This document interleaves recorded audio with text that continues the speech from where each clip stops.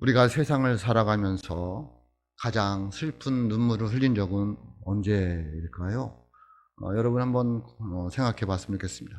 여러분이 살아오면서 가장 슬프게 눈물을 흘린 적은 언제입니까?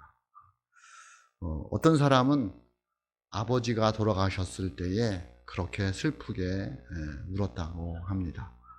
또 어떤 사람은 어린 자녀가 아파서 수술하게 되었는데 수술하기 전에는 아이에게 아이야, 눈 감고 잠깐만 있으면 다 끝난다 라고 이야기를 하면서 수술실로 데리고 갔는데 수술실에 들어가고 수술실에 문이 닫히자마자 그렇게 눈물이 나더라는 거예요. 그게 부모의 심정 아닐까 이렇게 생각해 봅니다. 저도 이렇게 가만히 생각해 봤습니다. 내가 언제 가장 슬프게 울었을까? 여러 번이 있더라고요. 여러 번이 있는데 그 중에 하나가 큰딸내미가 고3 때인데 수능 보는 날 그렇게 울었습니다. 그렇게 슬픈 거예요. 애를 데려다주고 학교에 문을 들어가고 정문을 닫는데 그렇게 눈물이 나더라고요. 왜 그렇게 눈물이 났을까? 난 그런 생각, 고생했다고 생각해서 그럴까? 아니면 잘 제가 뒷바라지를 못 해줘서 그럴까? 하여튼 여러 가지 생각이 나면서 그렇게 지금도 10년이 넘었음에도 불구하고 생각이 나더라고요. 그리고 또 한 번은 이제 어머니를 병원에 입원할 때인데 어머니를 혼자 병원에 띄워놓고 돌아올 때 차 안에서 그렇게 슬프게 울었던 기억이 있습니다. 여러분 언제 이렇게 슬프게 눈물을 흘리셨나요? 오늘 말씀에 보면 예수님께서 눈물을 흘리셨다 이렇게 말씀하고 있습니다. 성경에 보면 예수님이 웃으셨다 이런 표현은 없는데 예수님이 우셨다라는 표현은 있습니다. 왜 예수님으로 한 번도 안 웃으셨느냐? 그건 아니고 예수님이 되게 해학적인 부분이 많으셨습니다. 그래서 그 웃으신 거에 대해서는 기록하지 않지만 울으신 거에 대해서 기록을 합니다. 특히 남자들은 울음을 삼킵니다. 눈물이 날려도 안 날려고 하고 울어도 안 우는 것처럼 하려고 울음을 삼키죠, 남자들은. 근데 예수님은 오늘 말씀에 보면은 펑펑 우는 모습을 보게 됩니다. 성경에 보면 예수님이 울은 이야기가 3번이 나옵니다. 언제 울었느냐면 첫 번째는 요한복음 11장에 나와 있는 그 나사로가 죽었을 때에 눈물을 흘리셨습니다. 요한복음 11장 35절에 보면 나사로가 죽었을 때 이렇게 말씀하고 있습니다. 같이 봅니다. 시작. 예수께서 눈물을 흘리시더라. 아멘. 나사로가 죽었을 때에 너무 슬퍼서 눈물을 흘리셨습니다. 두 번째는 오늘 본문 말씀인데요.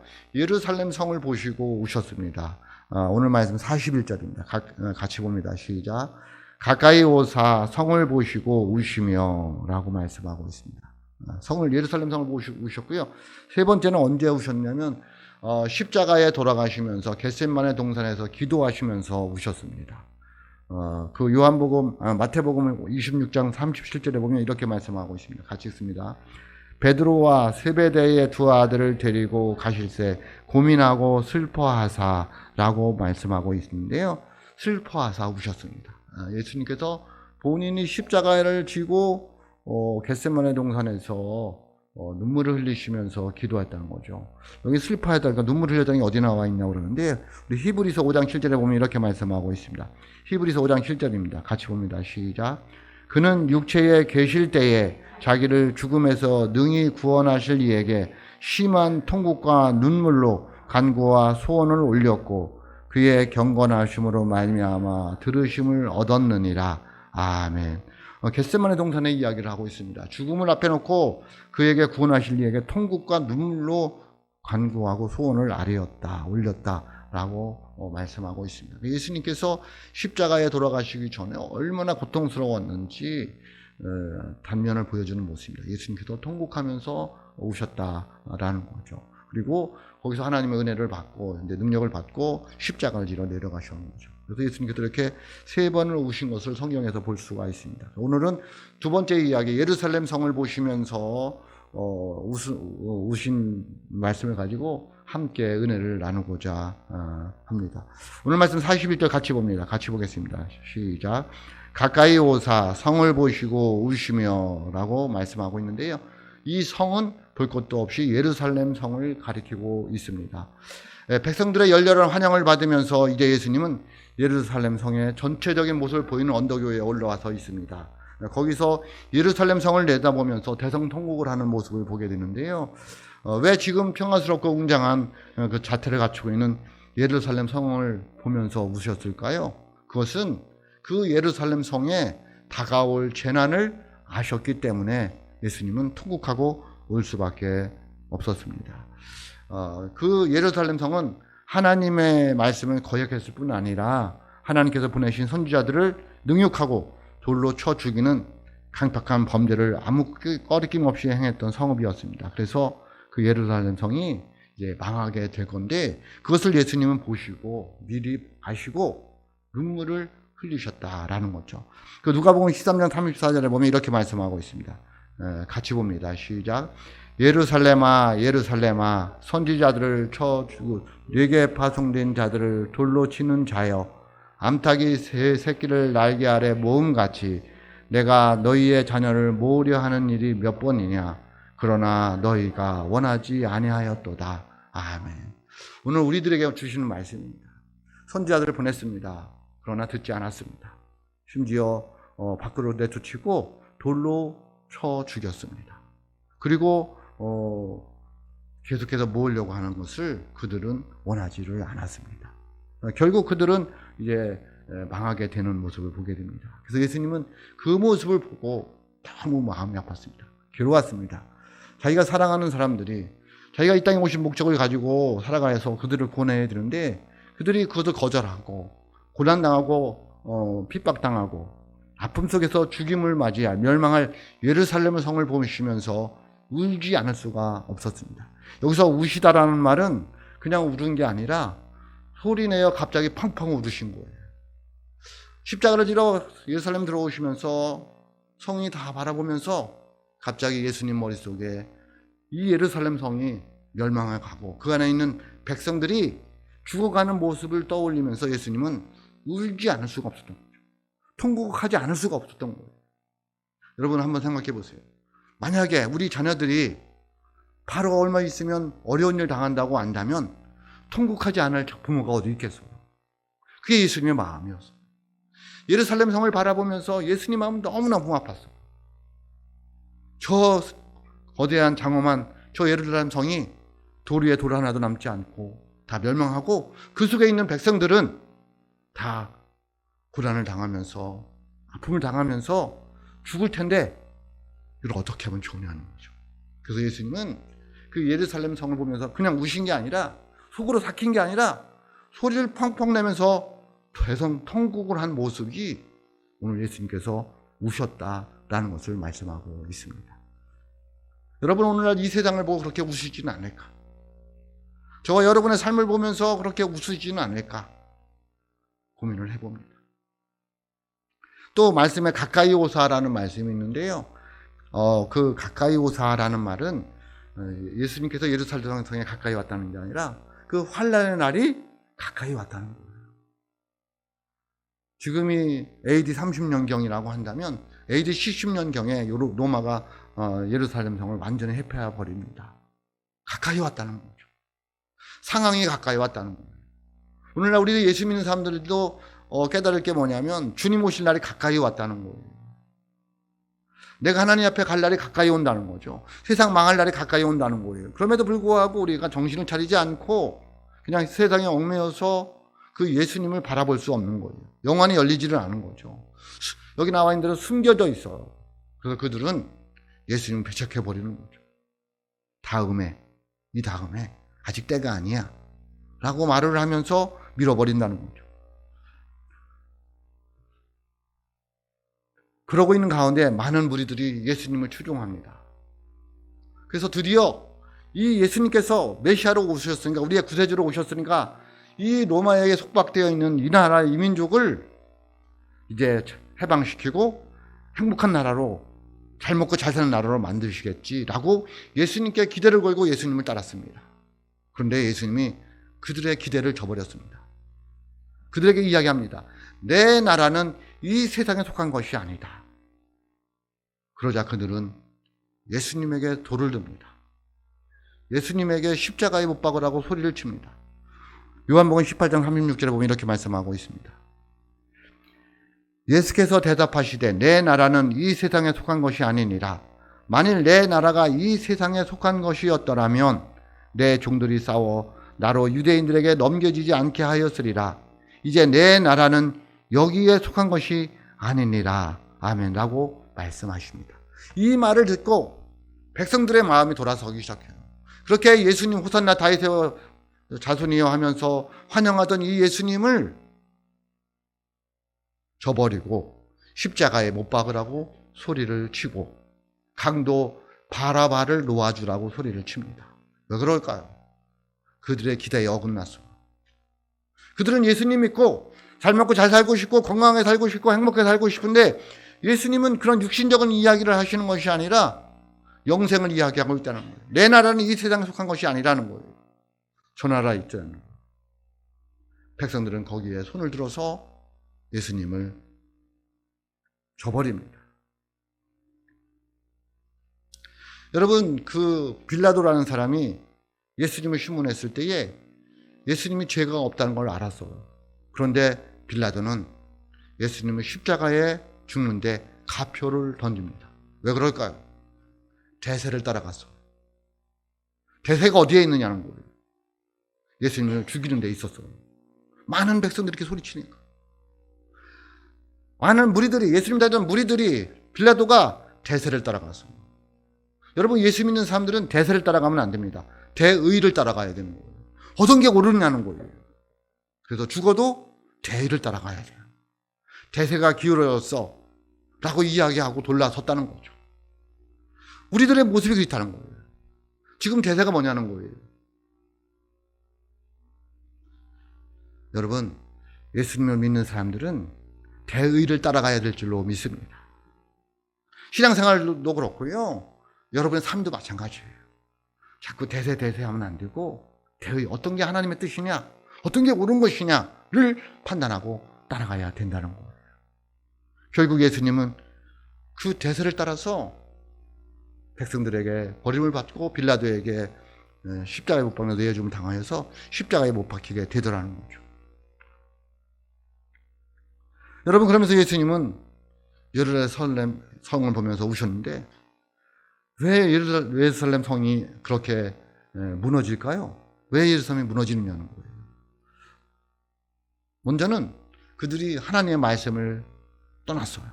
뭘 떠났다고요? 하나님의 말씀을 떠났어요. 예루살렘 성은 하나님의 말씀이 중심이 되는 그런 곳이었어야 돼요. 그런데 그들은 하나님의 말씀을 떠났어요. 42절입니다. 제가 봅니다. 이르시되 너도 오늘 평화에 관한 일을 알았더라면 좋을 뻔하였거니와 지금 네 눈에 숨겨졌도다. 아멘. 이 예루살렘 성은, 원래 예루살렘 성은 평화의 성입니다. 평화의 성. 평화를 상징하는 성이 예루살렘 성인데 거기에 평화가 없어졌어요. 왜? 하나님의 말씀을 떠났기 때문에 그래요. 하나님의 말씀을 버렸기 때문에 그래요. 저와 여러분들이 하나님의 말씀을 버린다면 저와 여러분 속에도 평화가 있을 수가 없어요. 이 평화라는 단어는 아무 고통도 없고 문제도 없고 근심도 없고 걱정이 없는 아무런 문제가 없는 평화를 말하고 있지 않아요. 관계의 개념이에요. 관계.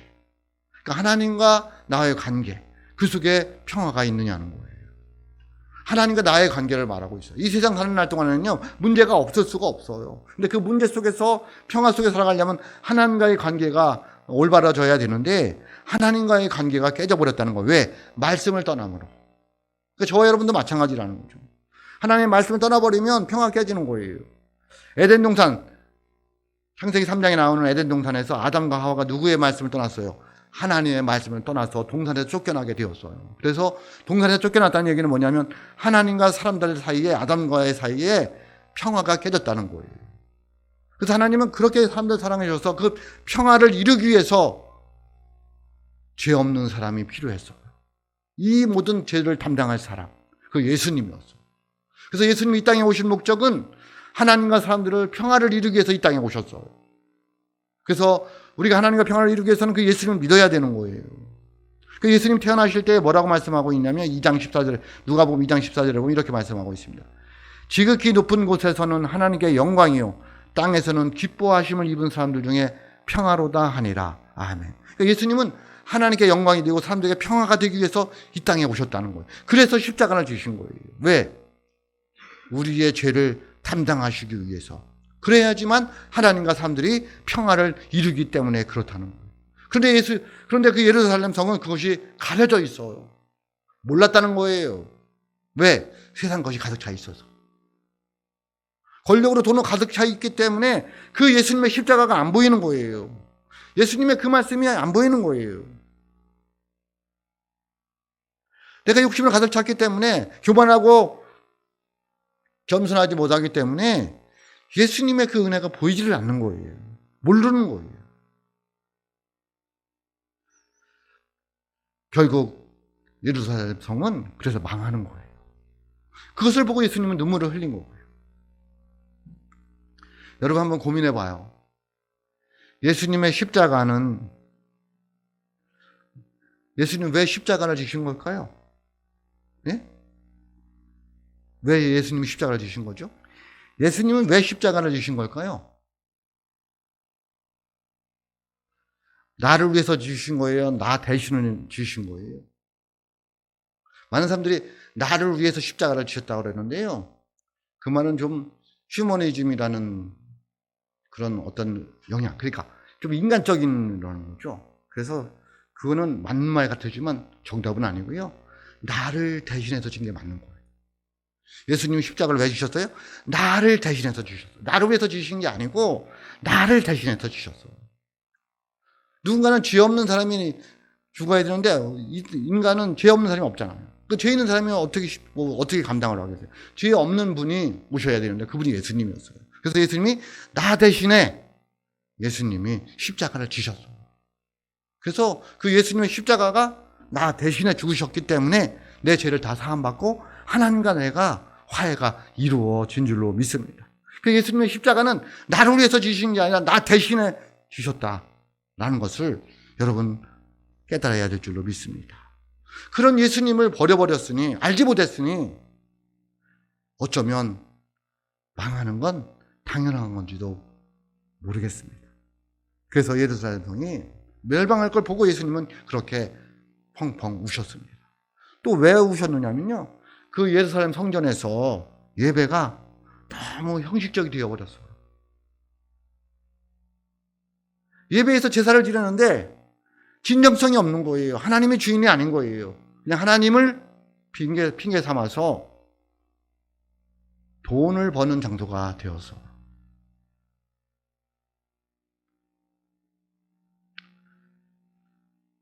그런 예루살렘 성전을 생각하면서 예수님은 펑펑 우셨어요.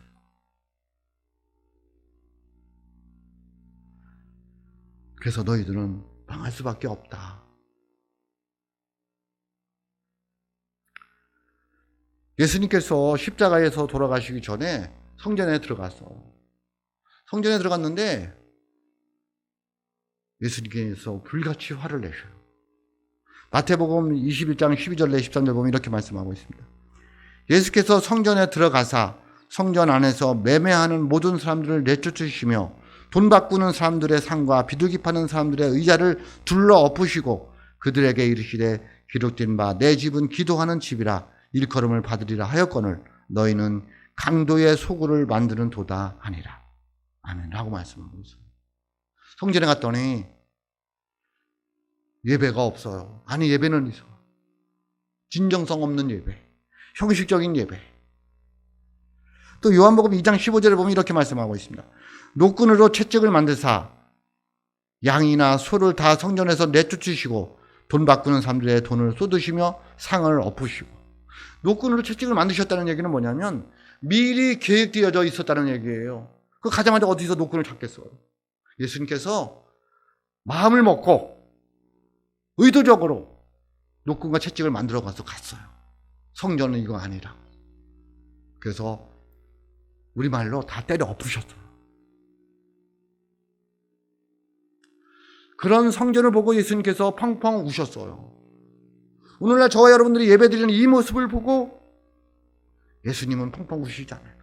오늘날 현대교회 교회의 모습을 보고 예수님이 보시지 않을까요? 여러분, 이 당시에 성전에서 어떻게 했느냐면 하나님 앞에 나올 때에 헌물, 돈과 재물, 헌금과 헌물을 갖고 왔어.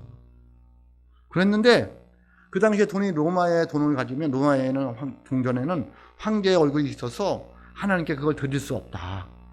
그래서 그들이 사용되는 돈으로 바꿔야 됐어요. 환전을 했어야 됐어요. 성전 들어오기 전에 성전에서 로비에서 성전을 바꿔주는 거예요. 누가 그걸 했을까요? 이익을 취하는 제사장들이 했겠죠. 그들이 돈을 액수대로 바꿔주는 게 아니라 1,000원짜리 가져오면 600원만 주고 400원은 자기가 띄어먹는 거죠. 또 비둘기를 갖고 와요. 양을 갖고 와요. 소를 갖고 와요. 흠이 없음에도 불구하고 좋은 소를 갖고 왔음에도 불구하고 흠이 있다고 이야기해서 그것을 놔두고 더 자기들이 가지고 있는 걸로 비싸게 팔아서 재물을 팔아먹는 거죠. 그리고 그 이익을 챙기는 거예요. 여러분, 오늘날 교회를 봐야 됩니다. 정말 마음이 아픈 거죠. 예배가 형식적이 되어오면 그렇게 된다는 거죠.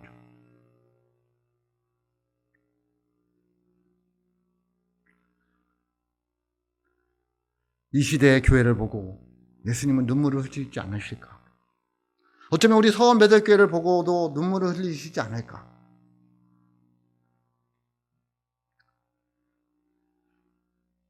교회는 회개와 그리고 말씀이 살아있고 기도가 있고 찬양이 있고 사람이 변화되는 곳이 교회야 될 줄로 믿습니다. 그래서 우리 다 부족하고요. 문제가 있는 분들이에요. 그렇기 때문에 교회에도 문제가 있을 수 있어. 근데 그것을 내가 어떻게 믿음으로 이겨나가느냐가 신앙이에요. 내 마음에 안 든다고, 내 말 안 듣는다고 마음은 아파하고 마음 상하고 그러시지 말고, 교회는 그런 데구나. 내가 변화돼야 되는 거구나. 내가 예수님의 은혜로 말씀으로 기도로 회개하고 돌아와서 주님의 뜻대로 살아가는 곳이 교회구나 라는 생각을 가지셔야 됩니다. 그래서 그 예루살렘 성전은 돌 위에 돌 하나도 남지 않고 결국 망하게 되었습니다.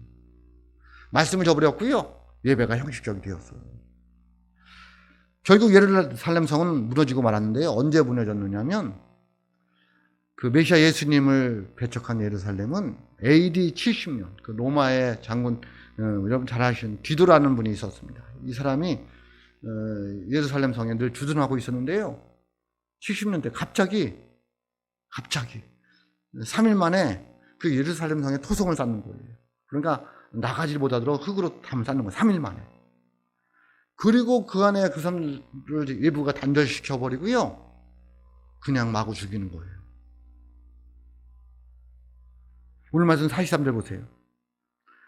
날이 이를지라 네 원수들이 토둔을 쌓고 너를 둘러 사면으로 가두고. 아멘. 라고 말합니다. 날이 이를지라 멸망할 날이 가까이 왔다는 거예요. 그들이 토둔을 쌓고 너를 둘러 사면을 가두고. 예수님이 말씀하신 대로 그대로 그들이 했다는 거예요. 3일 만에 토둔을 쌓고 일부가 단절시켜버리고 그 안에서 굶어 죽던지. 그래서 시체가 그 당시에 그때가 언제냐면 6월절이라 그 예루살렘 성 안에 반경 4km 정도 안에 되는 곳에 100만 명이 넘는 인원들이 몰렸다는 거예요. 6월절 지키려고. 그 사람들이 오도 가도 못하고 그 안에서 다 죽어가는 거예요. 시체를 넘는 거예요. 시체를 치울 생각도 못하는 거예요. 밖으로 나가지도 못하지. 그 좁은 안에서 100만 명이 넘는 인원들이 먹을 것도 없고. 여기 아이들이 메어친다는 얘기가 납작하게 진다는 거예요. 그냥 압사당하고 어마어마한 그런 비극이 일어난 게 예루살렘 성인 거예요. 그거를 아는 예수님이 울지 않을 수가 있겠어요? 네? 예수님 펑펑 울 수밖에 없었어.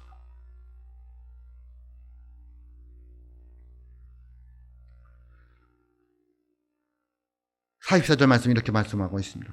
또 너와 및 그 가운데 있는 네 자식들을 땅에 메어치며 돌 하나도 돌 위에 남기지 아니하리니 이는 네가 보살핌을 받는 나를 알지 못함을 인함이라 하시니라. 많은 사람들이 죽어갔고요. 그리고 그 로마 병사들이 소문이 그 성전을 쌓을 때에 성전 사이에 금으로 입혔다는 소문이 있어가지고요. 성전의 벽돌, 돌 하나를 남기지 않고 다 해쳤다는 거예요. 죽이고 해치고 포로로 끌려가고 수많은 사람들이 죽고요. 10만 명 정도는 포로로 끌려갔다는 거예요. 그리고 그 성전은 돌 위에 돌 하나도 남지 않았다는 거예요. 왜? 금 빼가려고.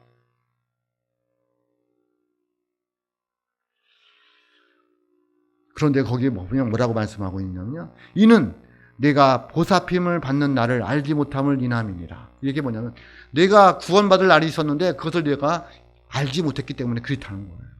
하나님 너에게 기회를 줬는데 내가 그 기회를 잡지를 못했다는 거예요. 회개하라고 그렇게 외쳤는데 너희들이 회개하지 않았다는 거예요.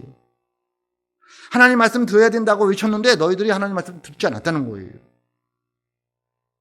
나는 너무 마음이 아프다는 거예요. 예수님이 말씀하고 있는 거예요.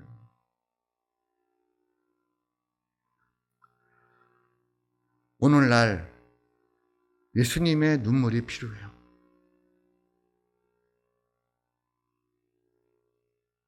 예수님의 눈물은 사랑의 눈물이었어요. 너무너무 예루살렘 성을 사랑했어요. 그 안에 있는 백성들을 너무너무 사랑했어요. 예수님은 펑펑 울지 않을 수가 없었어요. 예수님의 눈물은 진실이었어요. 예수님의 눈물은 열정이었어요.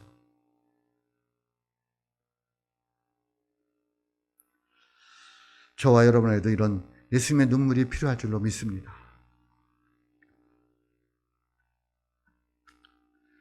예수님은 예루살렘 성을 보면서 통곡하며 우셨어요. 지금이 은혜 받을 만한 때라. 지금이 구원의 날이다. 주님의 음성으로 들으시길 주님의 이름으로 축복합니다.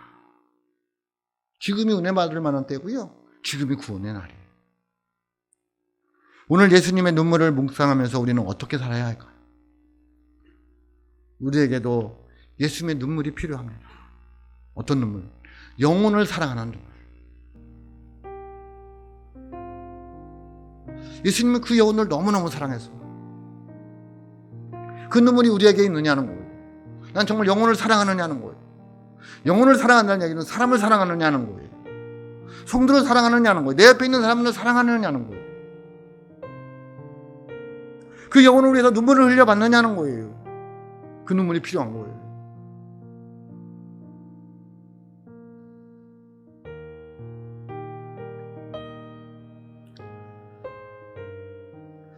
제가 목회를 하면서 보니까 본의 아닌 게 목사 때문에 시험이 들더라고요. 너무 몸에 안 아파. 제가 뭐 때문에 성도들을 시험에 들게 할까? 네? 너무 마음이 아프더라고요. 내가 이러려고 목회한 건 아닌데 그런 생각도 들면서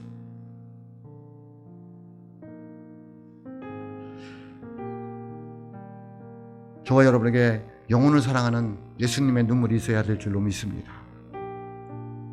어떤 눈물이 있어야 될까요?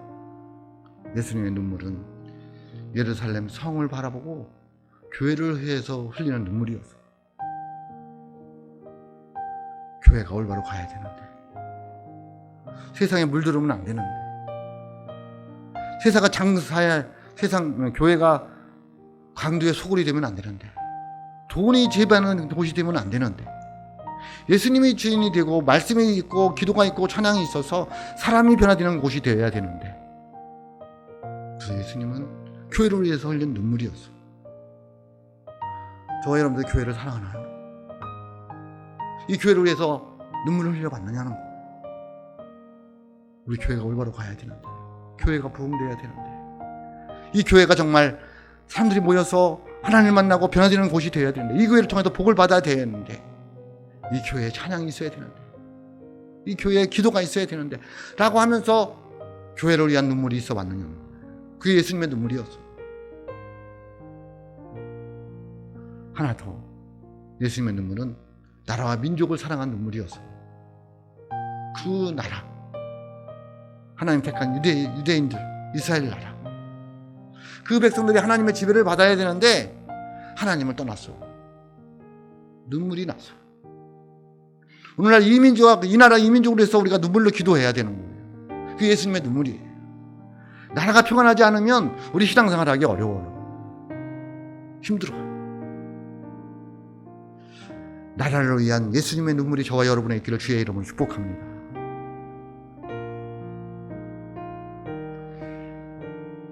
예루살렘 성의 멸망으로 인해 사랑하는 많은 무리들이 아픔과 고통을 당할 것을 미리 아신 예수님은 엉엉 소리내어 울 수밖에 없었습니다.